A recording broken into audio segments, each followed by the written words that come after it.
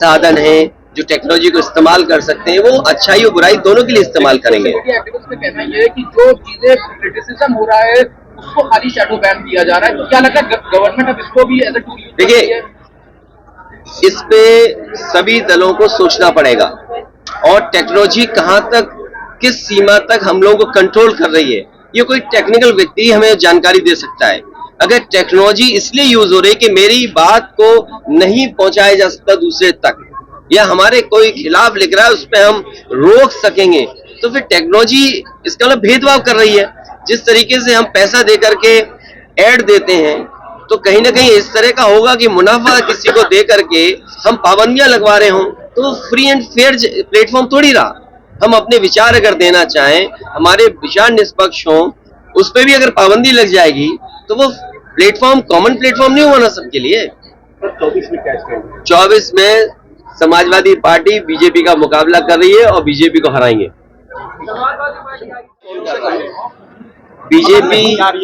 BJP के सहयोगी लोग, बीजेपी के समर्थक लोग, लेकिन राजनीति में अगर इस सीमा तक लोग चले जाएंगे और इस तरीके से साजिश करके, षड्यंत्र कर करके, और कभी कभी सोचने पे मजबूर होना पड़ता है कि उनके साथ अन्याय इसलिए हो रहा है कि उन्होंने यूनिवर्सिटी बनाई, एक शिक्षा देने की संस्था बनाई जिससे लोगों का भविष्य बेहतर हो, और कभी कभी सोचने में जब बहुत चीजों को सोचते हैं, समझते हैं, तो ये भी लगता है कि मोहम्मद आजम का साहब मुस्लिम है, इसलिए उनके साथ ज्यादा अन्याय हो रहा है। अखिलेश जी, मध्य प्रदेश में आपने लिस्ट जारी कर दी है, कांग्रेस कह रही है इनकी कोई जमीन ही नहीं है।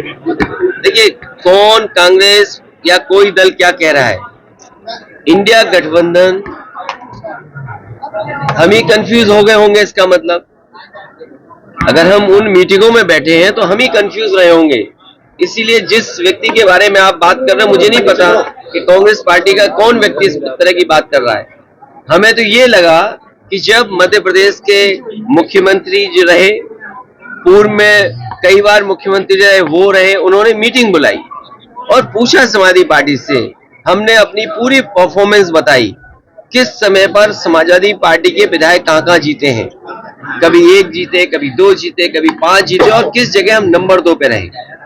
पूरी चर्चा हुई और रात भर 1 बजे तक समाजवादी पार्टी के नेताओं को जगाया उन्होंने और बातचीत की, पूरे आंकड़े देखे और आश्वासन दिया कि हम 6 सीटों पर विचार करेंगे।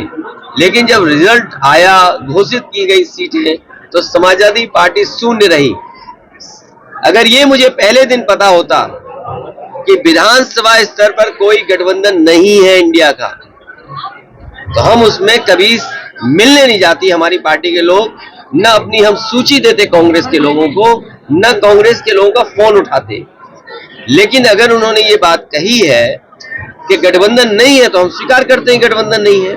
और गठबंधन अगर केवल उत्तर प्रदेश में केंद्र के लिए होगा तो उस समय विचार किया जाएगा, और जैसा व्यवहार होगा समाजवादी पार्टी के साथ, वैसा ही व्यवहार उनको देखने को मिलेगा यहाँ पर। सर, उन्होंने कहा कि हमने घोषी में समर्थन किया और ऐसा रहा। किस नेता के बारे में बात कर रहे हैं आप? ये कांग्रेस के कौन नेता है?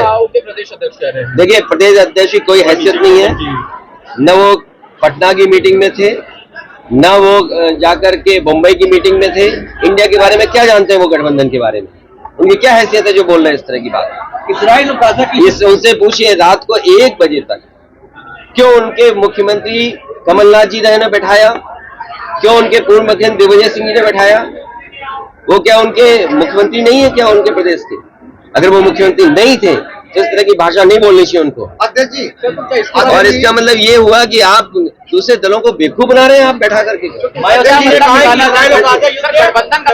ये बीजेपी से मिले हुए लोग हैं, ये कांग्रेस के लोग बीजेपी से मिले हुए लोग हैं।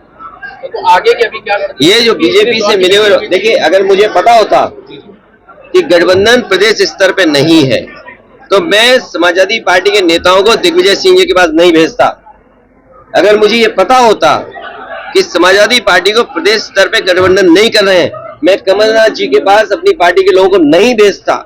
और मुझे ये भरोसा होता कि कांग्रेस पार्टी के लोग धोखा देंगे, तो मैं उनकी बात पे भरोसा नहीं करता। मुझे बताया गया कि 6 सीटों पर आपके लिए सोचा गया है, विचार किया गया है और उस पर तय करेंगे। सिटिंग एमएलए की जगह आप सीट दे दोगे आप और उम्मीद करोगे कि मैं आपके बारे में सच बोलूं और जो बात बोलनी है उनको। मैं आपके माध्यम से कांग्रेस पार्टी को कहना चाहता हूं, अपने चिरकुट नेताओं से हमारी पार्टी के बारे में न बुलवाएं। आगे का क्या रहेगा? आगे कंटिन्यू रहेगा? अब आगे का देखा जाएगा, क्योंकि हमें अगर ये जानकारी मिल रही है कि गठबंधन केवल दिल्ली के स्तर पे, तो ठीक है, दिल्ली के स्तर पे जब बात होगी तो की जाएगी। एमपी सीटों पे अगर बात की जाएगी तब देखा जाएगा। अगर मुझे ये पता होता कि प्रदेश स्तर पे कोई गठबंधन नहीं है, वो नहीं है, हमने स्वीकार कर लिया, इसीलिए हमने अपने पार्टी के टिकट घोषित कर दिए। इसमें क्या गलत किया है? इसलिए मैं कह रहा हूं कि आप लोग भी ऐसे छोटे नेता जो कांग्रेस के हैं, और मैं कांग्रेस पार्टी के बड़े नेताओं से यही अपील करूंगा, निवेदन करूंगा कि अपने छोटे नेताओं से इस तरह के स्टेटमेंट मत दिलवाइए। मायावती जी ने कहा युद्ध से हारे सभी जी वो हालात खराब होते हैं। नहीं, वॉर के पक्ष में कोई नहीं है और प्रदेश में बड़े सवाल है धान खरीद का। अरे सीतापुर आते हैं तो सीतापुर में हमें सांड पहले दिखाई देते हैं, ये डिवाइडर पे इतना सांड दिखाई दे रहा है जिसकी आप कल्पना नहीं कर सकते। धान खड़ा हुआ है खेतों में, धान खड़ा हुआ है खेतों में, क्या धान खरीदने का अभी तक इंतजाम किया है? क्या धान खरीदने की कोई तैयारी की है? आप बताइए, सीतापुर में अगर एक भी धान केंद्र किसानों को खरीद रहा हो धान तो बताएं हमें आप। शाहजहांपुर जा रहे हैं, आगे रात को आजम खान साहब से मिलने जाएंगे। वो हम पर छोड़िए, हमारी पार्टी पर छोड़िए। अब ये बातें क्यों पूछते हो कौन किससे उनसे हमारा संपर्क है, लगातार बातचीत हुई है, वो हमारी पार्टी और हमारा परिवार है, हमें फैसला लेने दो क्या करना।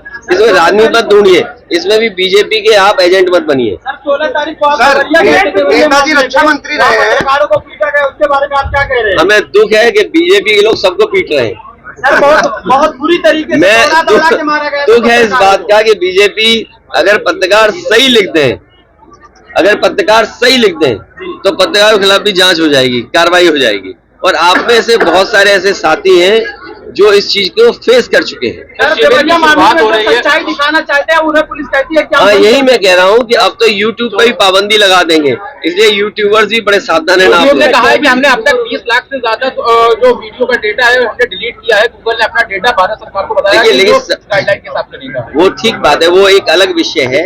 समय आने पर आर्टिफिशियल